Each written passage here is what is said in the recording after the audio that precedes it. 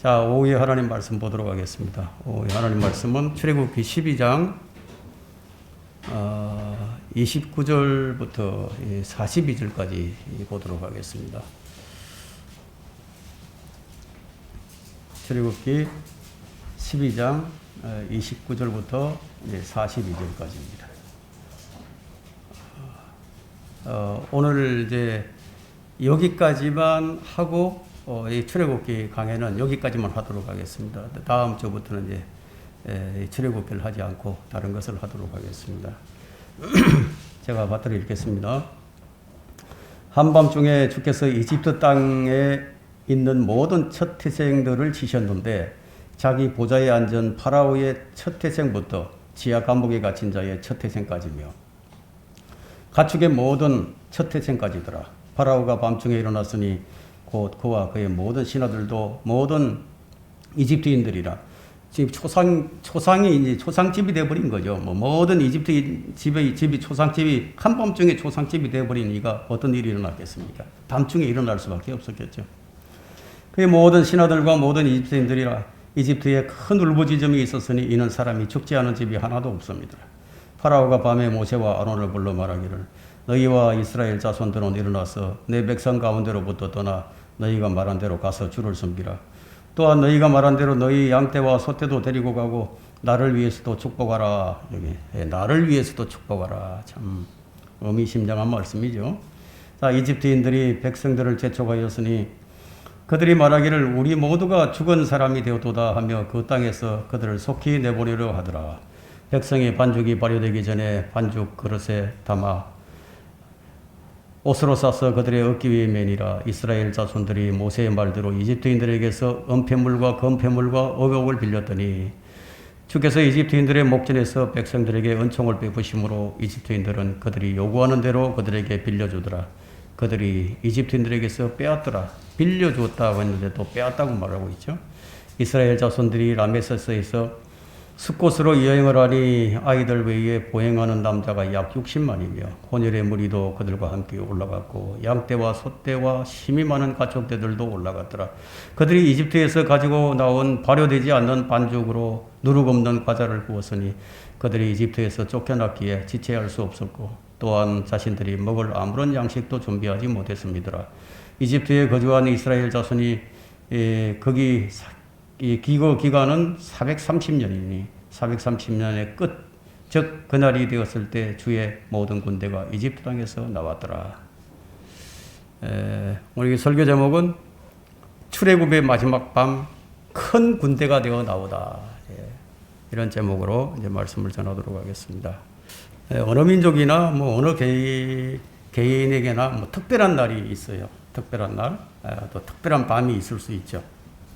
우리가 바람과 같은 생을 사는 동안에 나에게 가장 특별한 날은 언제였던가?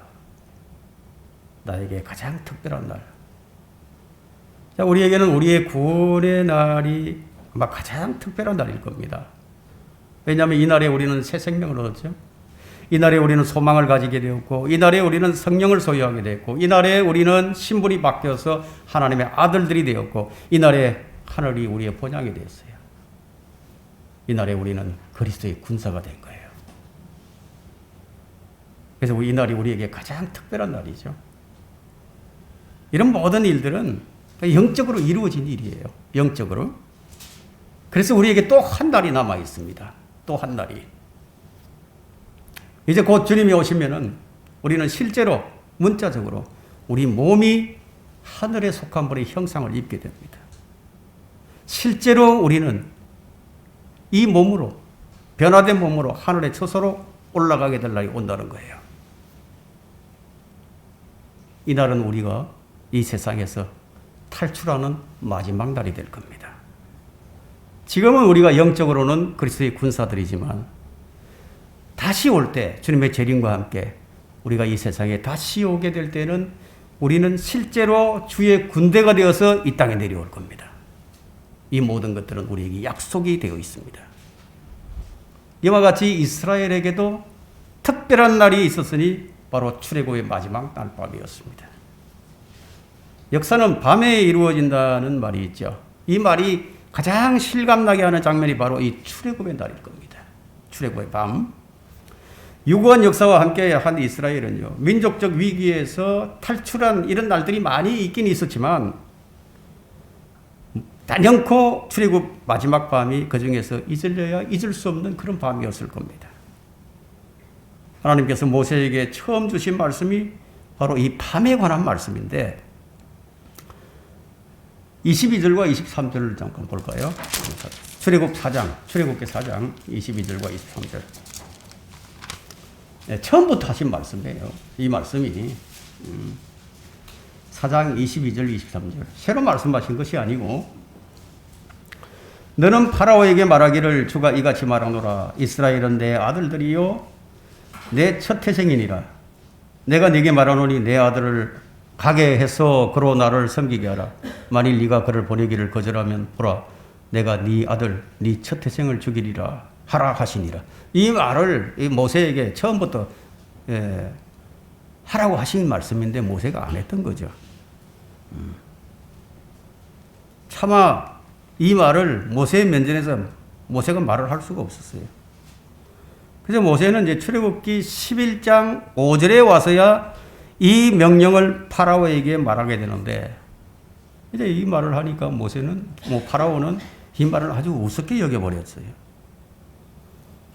그냥 하나님 말씀이란 것은 누가 믿고 안 믿고 그 여부에 따라서 가변적인 것이 아니라 누가 믿든지 안 믿든지 그 하신 말씀은 그대로 이루어진다는 거예요. 예, 누가 믿고 안 믿고 따라서 결정이 되는 것이 아니에요.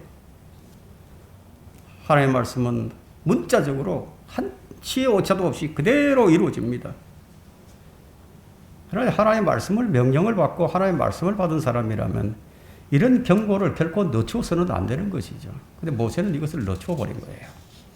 4장에서 했어야 되는데 11장에 와서 하게 되는 거예요.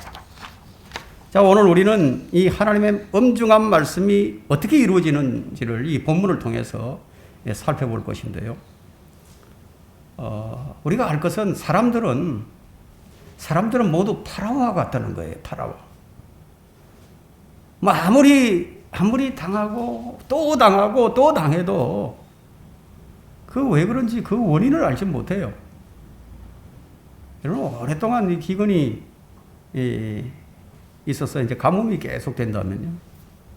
이 사람들은 하늘을 원망만 하지, 왜 그런 일이 일어나는지 그 원인을 알려고 하는 사람들이 거의 없어요.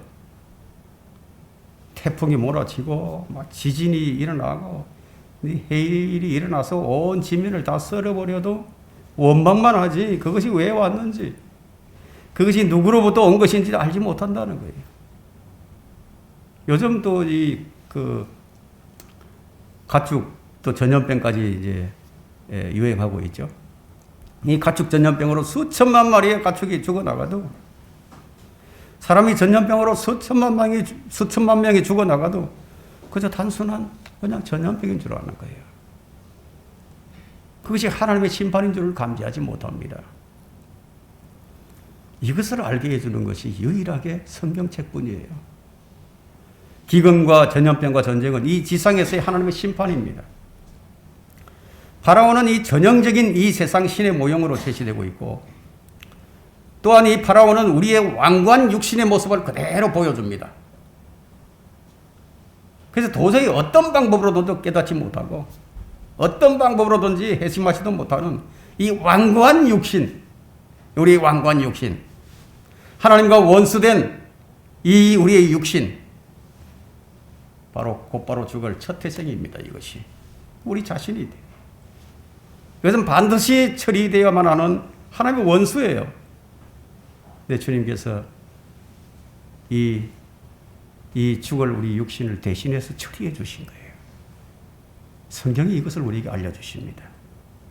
로마서 6장 6절에서 알려주시죠. 우리가 이것을 아나니 곧 우리 옛사람이 그와 함께 십자가에 못 박힌 것은 죄의 몸을 멸하여 더 이상 우리가 죄에게 종노릇 하지 않게 하려 위함이라. 그러니까 이것이 안 된 사람은 영적인 몸으로 일으켜 줄 수가 없어요. 그래서 성경은 타고난 혼적인 몸으로 심겨져서 영적인 몸으로 일으켜질 것을 말하고 있습니다. 여러분 고린도전서 15장 한번 펼쳐보세요. 이것이 우리에게 가장 큰 소망이 되는 말씀인데 고린도전서 15장 44절 한번 보세요. 자, 우리가 첫 번째 우리가 출생을 가리키고 있는데 육신의 타고난 몸으로 심겨져 영적인 몸으로 일으켜지느니라. 육신의 타고난 몸이 있고 또 영적인 몸이 있느니라. 따라서 이와 같이 기록되었으니 첫사람 아담은 살아있는 혼이 되었느니라 함과 같이 마지막 아담은 예수 그리스도죠. 마지막 아담은 살려주는 영이 되었느니라. 살려주는 영이 되었느니라. 그러나 영적인 몸이 먼저가 아니요 타고난 몸이며 그 다음이 영적인 몸이라. 지금 우리는 타고난 몸을 가지고 있단 말이에요. 앞으로 우리는 영적인 몸을 입게 될 것인데 그것을 우리가 지금 기다리고 있는 거예요. 성경은 이것을 가리켜서 몸의 구속의 날이라고 말하고 있죠. 49절에도 한번 보세요. 우리가 흙으로 만들어진 자의 형상을 입은 것 같이 하늘에 속한 분의 형상도 입으리라. 하늘에 속한 분의 형상. 우리 예수 그리스도의 형상을 우리가 입게 된다는 거예요. 첫사람 아담의 형상을 우리가 입고 태어났는데 이제 마지막 아담 하늘에 속한 분 예수 그리스도의 그 형상을 우리가 입게 된다는 거예요. 구원받은 사람이라면 그 천한 몸은 누구라도 이와 같이 영적인 몸을 입게 됩니다. 그러나 이 육신을 처리하지 못한 사람은 영원히 지옥의 형벌을 피할 길이 없습니다. 10번씩이나 파라오에게 경고를 했죠. 10번이나 하나님께서 모세를 통해서 경고를 하셨는데 이 하나님 경고를 무시한 파라오와 이집트인들에게 그 밤은 어떤 밤이었을까요? 어떤 밤이었을까요? 그 결과는 무엇이었을까요? 첫 번째, 출애굽 마지막 밤 마침내 첫 태생은 모든 죽임을 당했다는 거예요. 29절과 30절 봅니다. 29절과 30절.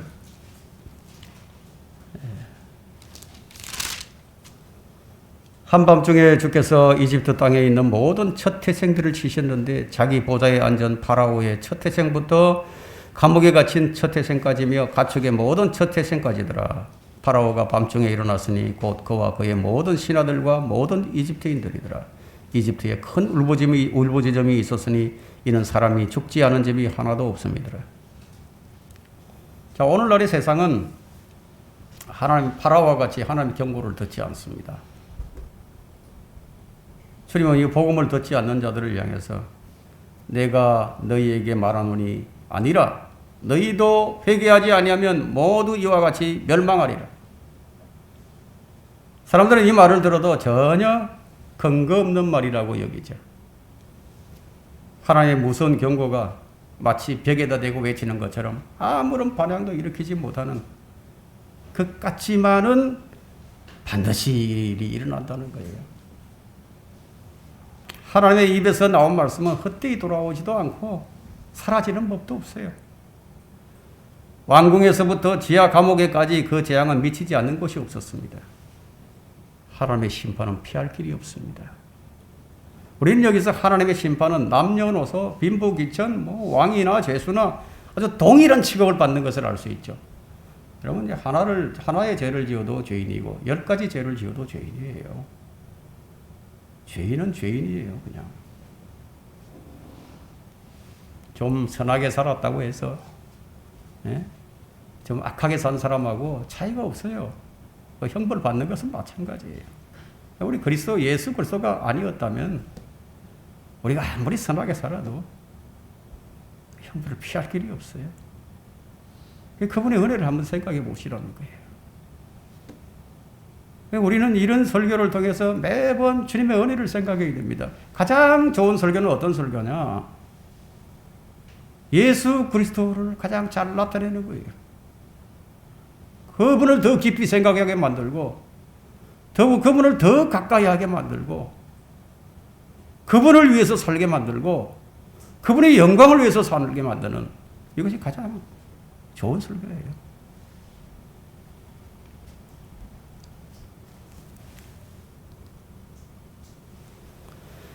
자, 우리가 실제로 이런 상황을 지금 생생하게 지금 보고 있다면 어떨까요? 자, 집집마다 방 안에 사람이 죽어 있고 외양간에 소가 다 죽고 산이나 들이나 할 것 없이 이집트 땅에 있는 처음 난 것들은 모두 다 죽어버렸다. 그러면 통곡하는 소리가 온 이집트 땅을 가득 채운다는 거예요. 어떨까요? 그걸 생생하게 보고 있다면 지진이 나고 자연재해로 인해서 발생한 사고의 현장이나 또 전쟁으로 인해서 발생한 현장보다도 아마 훨씬 더 비통했을 거예요.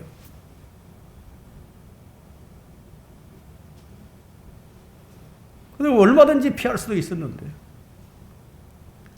근데 길이 있었는데, 그 길을 외면해 버렸습니다.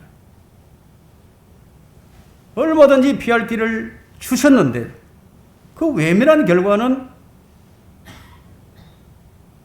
그냥 자연재해로 갑작스럽게 이렇게 죽는 것보다도요, 후회가 훨씬 더 큰 거예요. 이 밤은 마지막 날, 우리 주의 재림 때 있을 심판의 전주곡입니다. 미리 보여주는 거예요. 역사는 반복됩니다. 이전에 있었던 일들은 이후에 있을 일들에 대해서 모형으로 주어지는 거예요. 파라오에게 거듭되는 경고와 심판이 주어졌지만 그는 하나님의 오래 참으심을 무시해 버렸습니다. 바울은 로마서 9장 22절에서 파라오에게 보여주신 하나님의 오래 참으심과 인내를 어떻게 말하느냐? 로마서 9장 22절에서 하나님께서 그의 진노를 보이시고 또 그의 능력을 알게 하시려고 멸하기에 합당한 진노의 그릇들을 심히 오래 참으심으로 인내하시며, 하나님께서 우리에게 이렇게 해 주셨기 때문에 우리가 이 자리에 있는 거예요. 하나님께서 해 주신 거예요. 하나님께서 오래 참으시는 까닭은 우리에게 회개의 기회를 주시기 위함이라는 겁니다. 사도 바울은 회개하지 않는 세상에 대해서 이렇게 경고합니다. 아니면 네가 그분의 선하심이 너를 회개하도록 인도하심을 알지 못하고 하나님의 선하심과 관용과 오래 참으심의 풍성함을 무시하는 것이냐? 왜 믿지 않는 자들은 지금 하나님을 무시하는 무시하는 행위를 하고 있다고. 그냥 단순히 안 믿는 게 아니에요. 하나님을 무시하는 처사예요. 안 믿는 게 그거예요. 이에 대해서 베드로는 어떻게 말하느냐? 베드로는 주의 약속에 어떤 사람이 더디다고 생각하는 것처럼 더딘 것이 아니라 오직 우리에 대하여 오래 참으심, 아무도 멸망치 않고 다 회개에 이르게 하려 하십니다. 베드로후서 3장 9절에 말하고 있죠. 그리고 베드로는 또 베드로후서 3장 15절에서 또 우리 주의 오래 참으심이 구원인 줄로 생각하라. 그래서 지금 구원의 날이에요. 우리 이 구원의 날에 은혜의 복음을 통해서 우리가 구원을 받아야 된다는 거예요. 하나님의 성품이 오래 참으심이라면 우리 안에 맺혀야 할 성령의 열매 역시 오래 참으심이래요. 오래 참음이 되어야 합니다. 우리는 성령의 열매 가운데 그 하나가 오래 참음이란 사실과 사랑은 오래 참는다는 그 사실을 우리가 압니다. 다행히 우리는 이런 오래 참으심을 무시하지 않았고 그래서 우리가 구원을 받았습니다. 사람들은 누구나 잠시는 참을 수 있어요. 잠시는. 그러나 오래 참는 일은 결코 쉽지가 않습니다. 여러분 누군가가 애를 먹이고 또 애를 먹이고 계속 애를 먹여보세요. 계속 참겠어요? 쉽지 않다는 거예요. 오래 참는다는 게.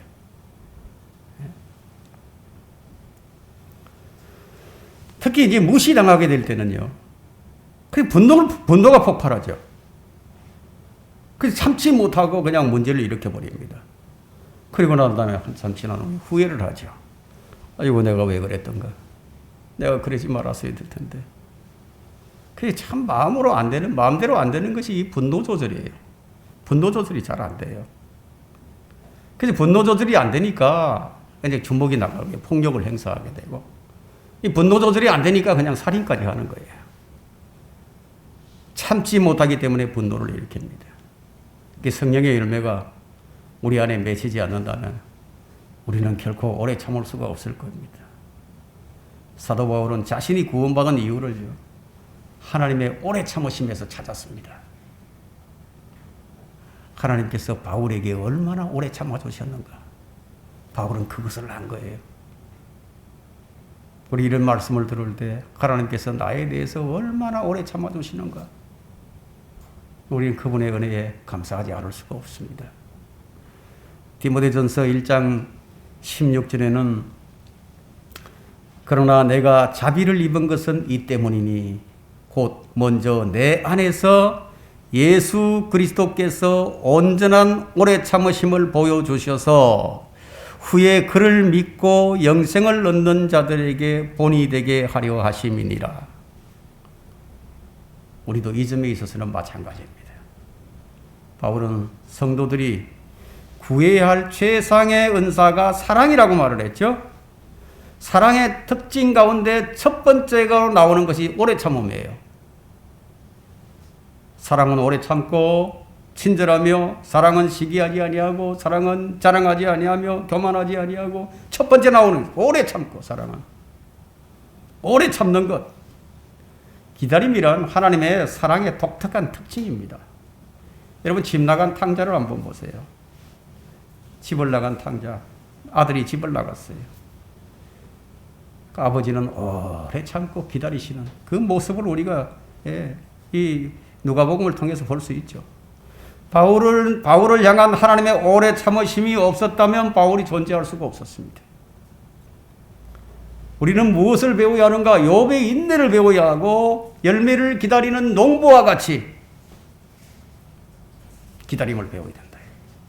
이 기다림과 오래 참음이 없다면 우리 영적 생활은 결코 올바르게 할 수가 없게 됩니다. 그래서 바울은 자신의 사역을 설명을 하면서 고린도후서 6장 6절에서 7절에 이렇게 말을 합니다. 바울의 사역은 고난의 사역이었어요. 고난의 사역. 그리스도인이 이 고난의 길을 걷고 있는 겁니다. 고린도후서 6장 6절에서 7절에 보게 되면 순결과 지식과 오래 참음과 친절과 성령과 가식 없는 사랑과 진리의 말씀과 하나님의 능력과 오른손과 왼손에 든 의의 병기로서 쭉 뒤에 기술하고 있죠. 쭉 10절까지 그렇게 쫙 기술을 하고 있습니다.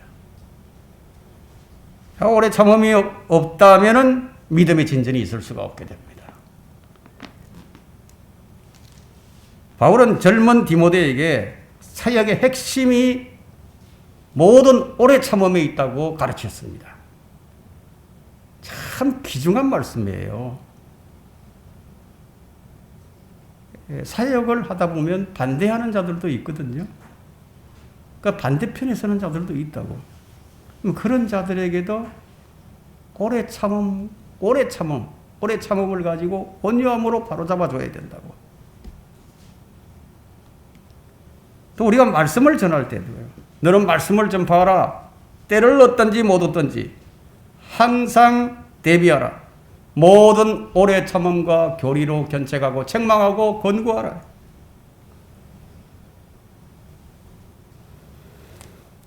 여러분들도 아마 이런 경험이 많겠죠. 오래 참지 못해서 실패를 반복했던 적이 아주 많을 겁니다. 자, 우리는 지금 오래 참음에 대한 기도가 필요합니다. 그래서 골로새서 1장 11절에는 그분의 영광의 힘에 따라 모든 능력으로 강화되어 기쁨으로 모든 인내와 오래 참음에 이르라고 얘기하고 있습니다. 처음부터 잘 참는 사람은 없어요. 처음부터 다 분노 조절하고 처음부터 잘 참아서 아주 그런 사람은 없다고요. 여러분 부부 관계든지 아니면 부자지간이든지 뭐 친구 관계든지 목양의 관계든지 우리는 이 오래 참음이라는 것이 얼마나 중요한지 우리가 깊이 새겨야 합니다. 때때로 우리는 이 남편에 대해서, 아내에 대해서, 자식에 대해서, 친구에 대해서, 우리 형제 자매들에 대해서 오래 참아야 할 때가 있습니다. 에베소서 4장 2절에는 모든 겸손과 온유와 오래 참음과 사랑 가운데서 서로 용납하고 이것이 교회와 가정에서 학교와 직장에서 필히 있어야 할 것들입니다. 조급함이 사역을 망칩니다. 조급함이 자식을 망치게 되고 조급함이 친구를 망치게 되고 조급함이 가정을 파괴합니다. 마가에 대해서요. 마가 요한에 대해서 참지 못하고 성질을 냈던 바울이 성질을 내버렸어요. 마가에 대해서 오래 참고 기다렸던 바나바를 한번 생각해 보세요.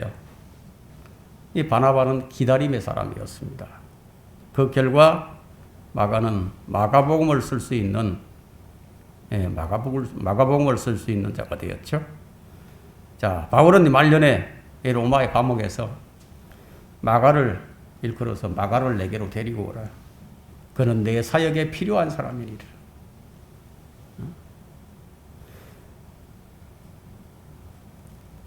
이건 오래 참고 기다려주었던 바나바의 오래 참음의 결과라고 할 수가 있겠죠. 자, 하나님께서는 성도들이 오래 참음으로 옷을 입기를 원하십니다. 골로새서 3장 12절에 그러므로 너희는 하나님의 택함을 받은 거룩하고 사랑받는 자로서 자비로운 마음과 친절과 마음의 겸손과 온유와 오래 참음으로 옷 입으라고 말합니다. 우리가 옷을 입어야 할 것이 많아요. 예. 친절의 옷을 입어야 되고 겸손의 옷을 입어야 되고 온유의 옷을 입어야 되고 오래 참음의 옷을 입어야 한다. 이게. 잠언 기자는 오래 참음으로 통치자가 설득되나니 부드러운 혀는 뼈를 꺾느리라고 했습니다. 우리는 출애굽의 밤을 생각하면서 주의 심판의 엄중함과 또 죄에 대한 엄중한 진노, 또 죄인을 벌하시는 하나님의 모습을 보는 동시에 파라오와 이스라엘을 향해 얼마나 오래 참으셨는가를 우리가 동시에 묵상을 해야 합니다. 두 번째, 출애굽의 마지막 밤, 마침내 파라오가 굴복하다. 자, 우리가 주님께 굴복했던 날이 바로 우리 구원의 날이었습니다. 배교는 굴복하기를 포기하는 것과도 같습니다. 배교는 굴복하지 않기 때문에 일어납니다. 31절과 32절 한번 볼까요? 파라오가 밤에 모세와 아론을 불러 말하기를 너희와 이스라엘 자손은 일어나서 내 백성 가운데로부터 떠나 너희가 말한 대로 가서 주를 섬기라. 또 너희가 말한 대로 너희 양떼도 소떼도 데리고 가고 나를 위해서도 축복하라. 자, 이 일이 한밤중에 일어나 버렸습니다. 자, 이 시간에 이 파라오가 진실로 회개의 열매를 맺는 것 같죠? 어쨌든 그 회개는 하나님께서 목적하시는 바 하나님의 백성이 자유롭게 될 때까지는 유효했습니다. 처음에 파라오는 가지 못하게 했다가 그 다음에 남자들만 가라고 그랬다가 그 다음에 소떼와 양떼를 두고 가라고 그랬다가 그 다음에 자식들은 두고 가라고 그랬다가 계속해서 타협안을 내놓았죠. 그는 4번에 걸쳐서 타협안을 제시했는데 결국 굴복하지 않을 수가 없었어요. 우리가 그 타협안을 한번 정리해 본다면은 첫 번째 타협안은 출애굽기 8장 25절에 있어요.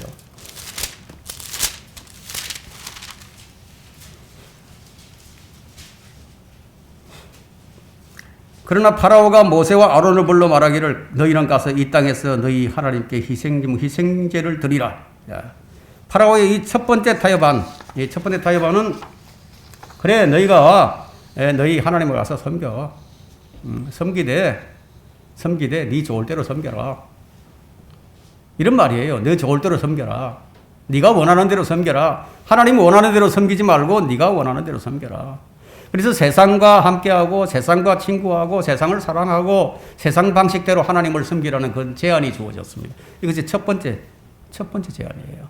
이런 타협 안에 넘어가 있는 사람들이 많죠. 대부분의 교인들은 지금 이런 타협 안에 다 넘어가 있습니다. 두 번째 타협 안은 8장 28절에 보면요. 파라오가 말하기를 내가 너희를 가게 하리니 너희가 주 너희 하나님께 광야에서 희생제를 드리되 다만 너무 멀리는 가지 말고 나를 위하여 간구하라.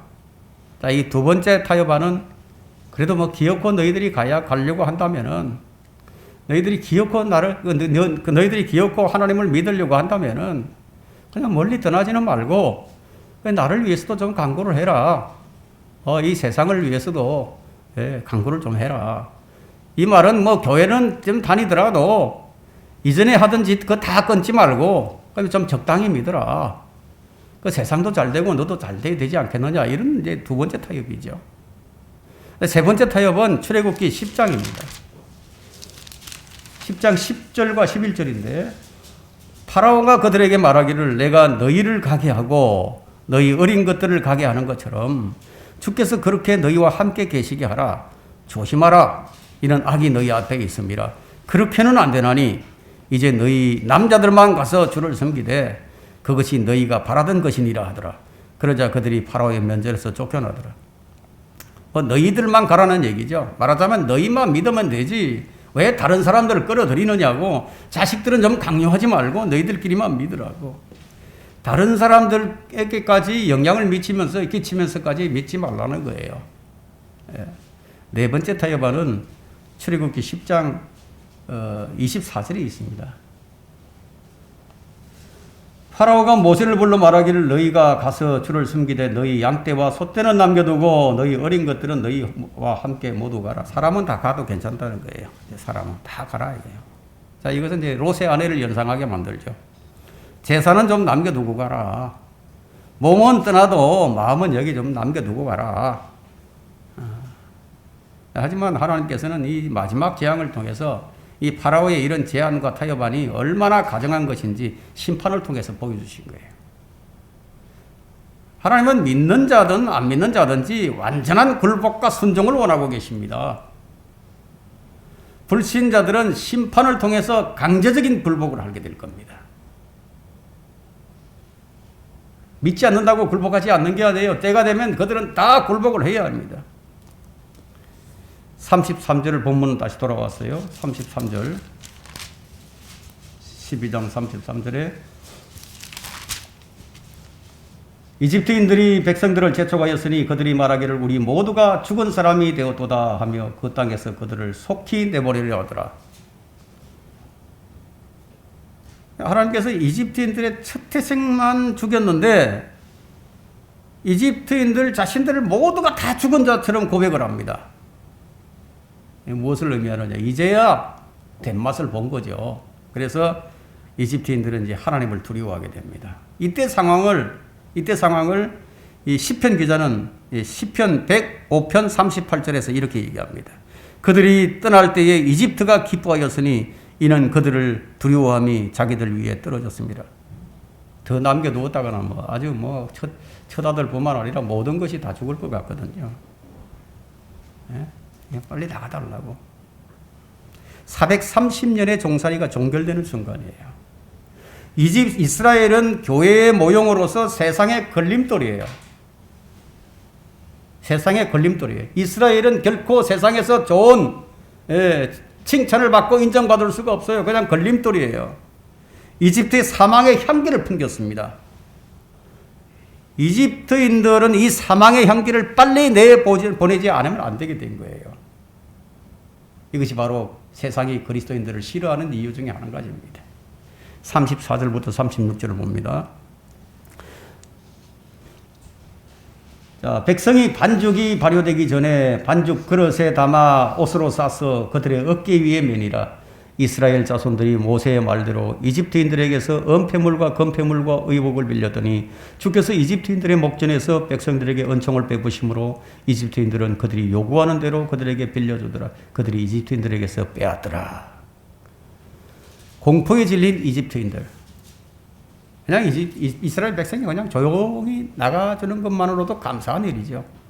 이들이 나가면서 무엇이든지 요구하는 것은 다 주었는데, 자, 하나님께서 이스라엘 백성들에게 약탈하라고 하신 것이 아니라 그냥 빌리게 하셨어요. 이 일 역시 하나님의 섭리예요. 하나님의 은혜예요. 무엇을 빌리는 일은 결코 쉽지 않습니다. 여러분 은행에서 좀 대출을 좀 받아보려고 해보세요. 쉽지 않아요. 누구에게 돈 좀 빌리려고 해보세요. 굉장히 어렵습니다. 담보물도 있어야 되고 계약서도 써야 되고 언제 갚겠다는 기약도 해야 되고, 한 번 떠난 이스라엘은요 다시 돌아올 수 없는 그런 상황인데 그냥 주는 거예요.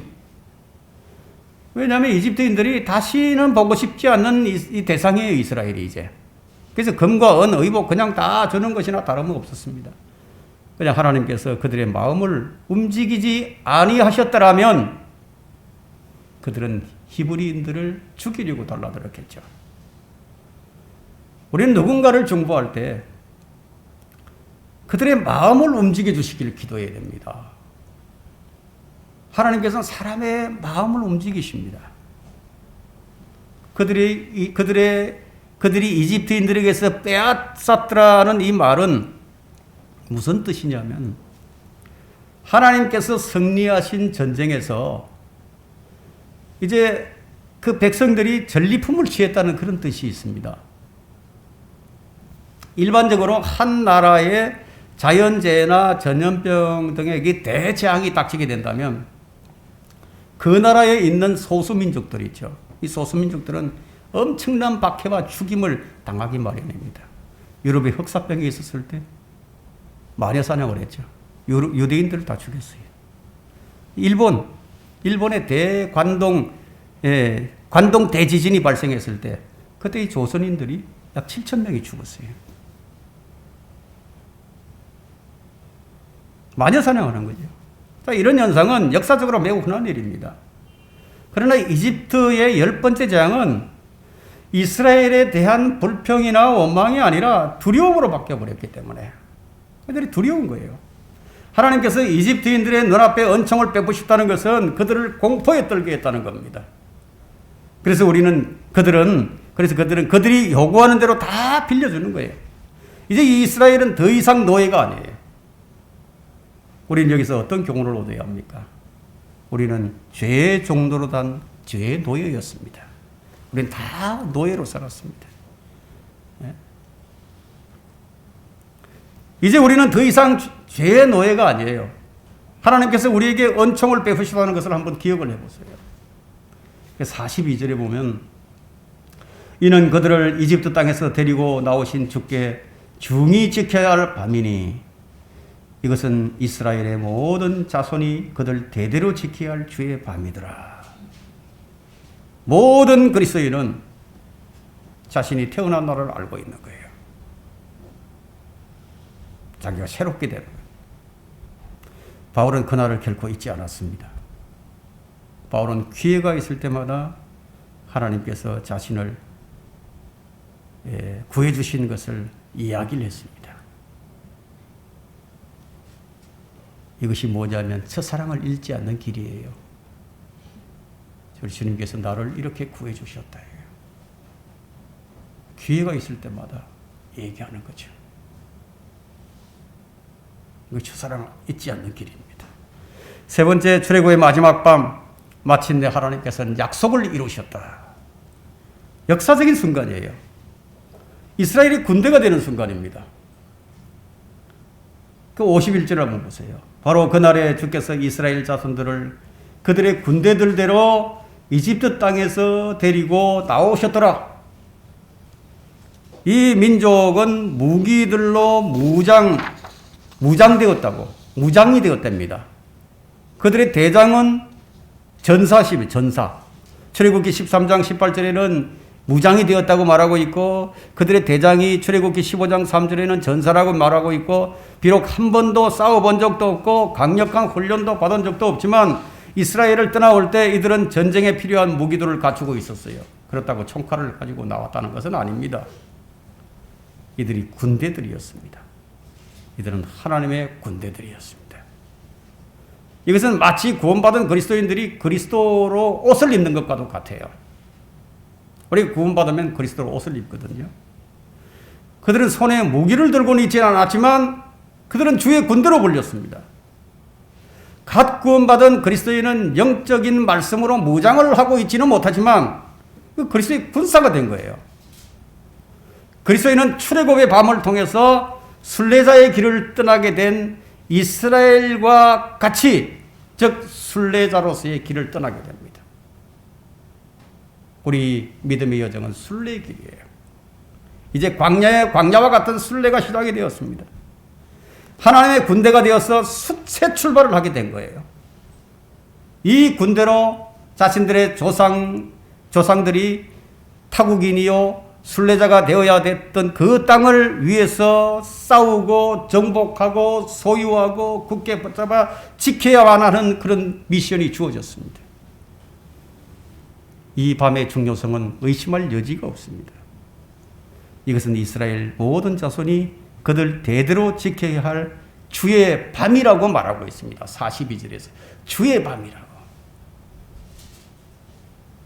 37절과 38절을 다시 봅니다.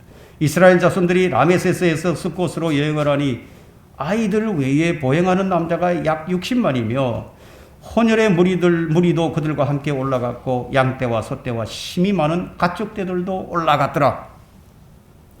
하나님께서 아브라함에게 이집트 땅에서 큰 민족을 이루게 할 것을 약속을 하셨는데 그 약속을 지금 이제 이루신 거예요. 이제 이루시는 거예요. 재물을 가지고 나올 것이란 말씀도 여기서 성취가 됩니다. 민수기에서는 두 번의 인구조사가 나오는데요. 그 인구조사에서 남자만 60만 명이었고, 그럼 아마 총 인구는 어림잡아서 한 200만 명 정도 될 것이다. 이렇게 생각할 수 있겠죠. 그런데 야곱의 허리에서 나온 70명이 지금 남자만 60만 명으로 늘어나 버렸습니다. 그런데 그들 가운데 누가 포함되어 있느냐 하면 혼혈이 포함돼요. 혼혈. 여러분, 이 400년 동안 이집트에서 살다 보니까 혼혈이 적지 않았을 거예요. 꽤 많이 있었을 겁니다.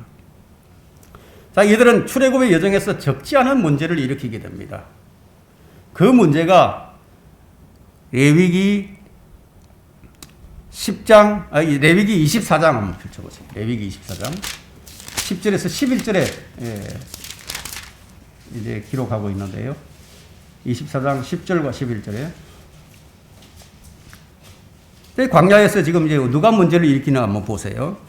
그때 아비가 이집트인인 어떤 이스라엘 여인, 그러니까 아버지는 이집트인이고 어머니는 이스라엘인, 그 아들이 이스라엘 자손 가운데로 나갔는데 이 이스라엘 여인의 아들과 어떤 이스라엘 사람이 진영 안에서 싸워 그 이스라엘 여인의 아들이 주의 이름을 모독을 하고 저주하니 그들이 그를 모세에게로 데려가니라. 그의 어미의 이름은 슬로미스로 단지파 다버리의 딸이더라. 자, 이 말씀을 보면 국제결혼, 인종 간의 결합은 결코 성경적이지 않다는 거예요. 이런 결합은 나중에 그 나라에 많은 문제들을 일으키게 됩니다. 미국에 많은 문제가, 인종 문제가 발생하게 되죠. 자, 이것은 역사가 증명하고 있는데 우리나라도 벌써 이런 문제로 골머리를 앓기 시작합니다. 물론 그리스도 안에서는 차별이 있을 수가 없지만 하나님께서 분리하신 것을 합하는 것은, 사람이 합하는 것은 옳지 않다는 거예요. 하나님께서 낮과 밤을 나누시듯이 성별을 나누시고 인종을 나누시고 민족을 나누셨어요. 혼혈로 인해 또한 다른 문제가 발생하게 되는데 민수기 11장 4절입니다. 민수기 11장 4절.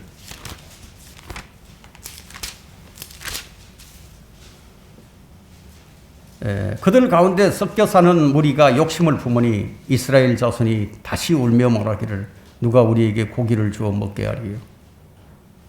이들은 자신들뿐만 아니라 이스라엘 자손 전체를 탐욕에 빠지게 해서 울게 만들었습니다. 신성모독을 하게 만들고 불신을 하게 만들고 탐욕이 혼혈인들에게서 시작이 된 거예요. 하나님은 이스라엘에게 타민족과 결혼을 금지하셨어요. 그 순수성을 이제 유지하게 하셨지만 그 계명이 잘 지켜지지 않았습니다. 그 출애굽 과정에서 그들은 이 발람의 계략에 빠져서 바울포울과 연합해서 음행을 저질렀죠.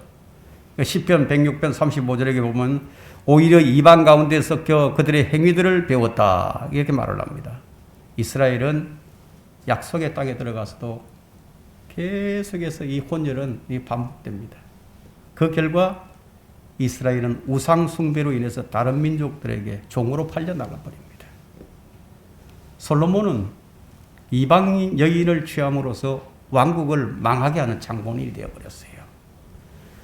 이방인들은 결국 70년간의 바벨론 종살이를 한 후에 이제 유대인들은요 70년간의 종살이를 한 후에 이제 느헤미야의 개혁으로 비로소 이제 그 이방인들이 다 제거됩니다.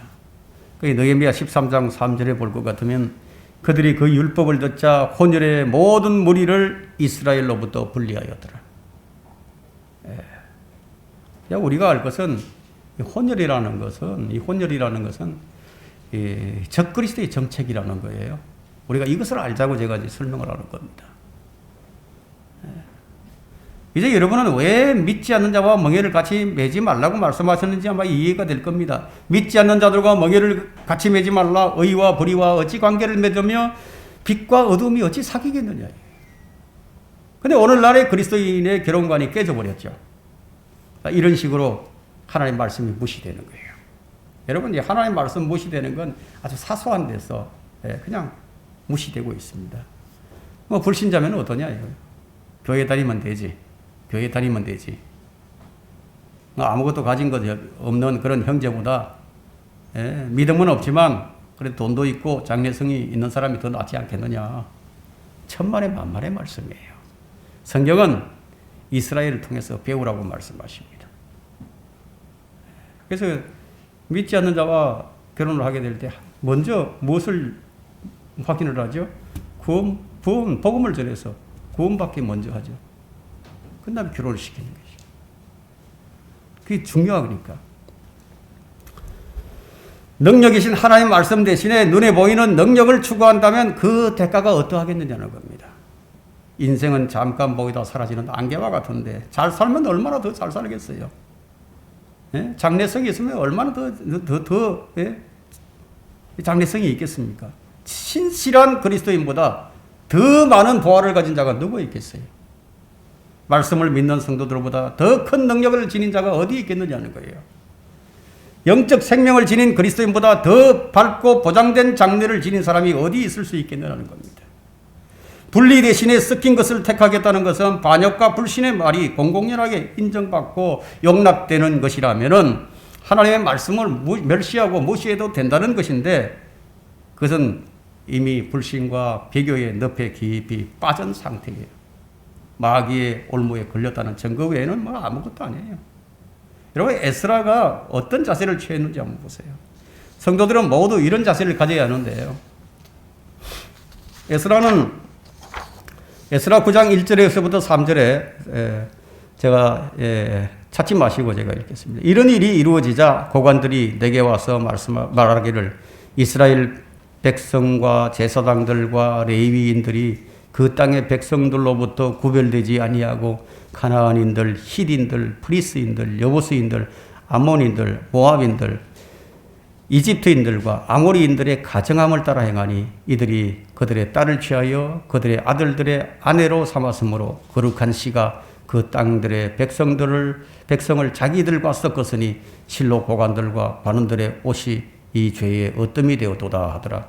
내가 이 일을 듣고 내 옷과 외투를 찢고 내 머리털과 수염을 뜯고 기가 막혀 앉았는데 에스라가 이걸 듣고 기가 막혀서 앉았어. 결혼관이 무너진 성도에게 바른 성별을 찾을 수 없어요. 바른 성별이 없는 사람들로부터 어떤 선한 것도 기대할 수가 없습니다. 출애굽에서 나온 이들은 모두 믿음이 충만하고 완벽한 사람들이 아니었어요. 이제 하나님은 이 모세를 통해서 이 출애굽한 자들을 가르치고 먹이시고 목양을 하시는데 파라오 앞에 서 있을 때보다도 백성들 앞에 서 있는 이 모세의 앞날이 더욱더 험난해 보이기만 합니다. 예, 우리 본문으로 돌아와서 39절을 봅니다.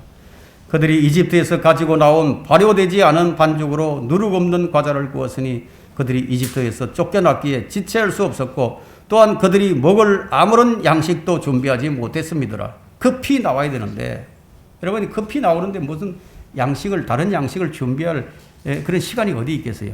대규모의 인구가 막 걸어서 이렇게 이동하는 장면을 여러분 한번 생각해 본다면 영화 10개 보시죠. 영화 10개. 막 그런 장면일 겁니다.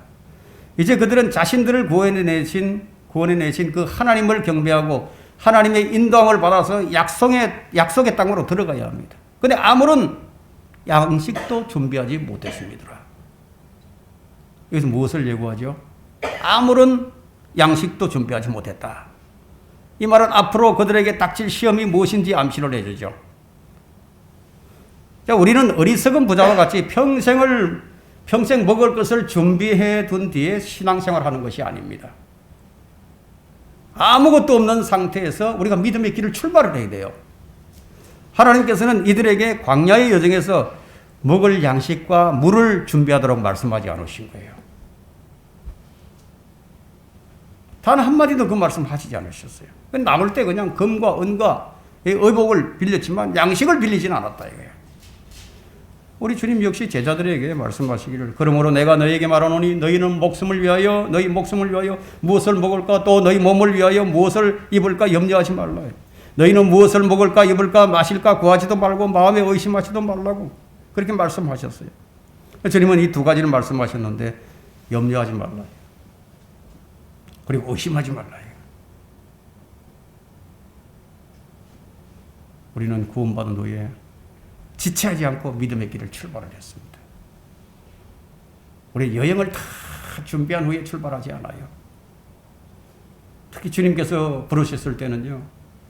세금을 거두다가도 일어서야만 했고 고기를 잡으러 그물을 던지다가도 그만둬야 하고 그물을 깁다가도 버려두고 땅을 갈다가 농기구도 버리고 거기 따라가야 되는 거예요. 우리는 생활의 염려로 준비를 다 갖춘 다음에 주님의 명령에 순종하는 것이 아닙니다.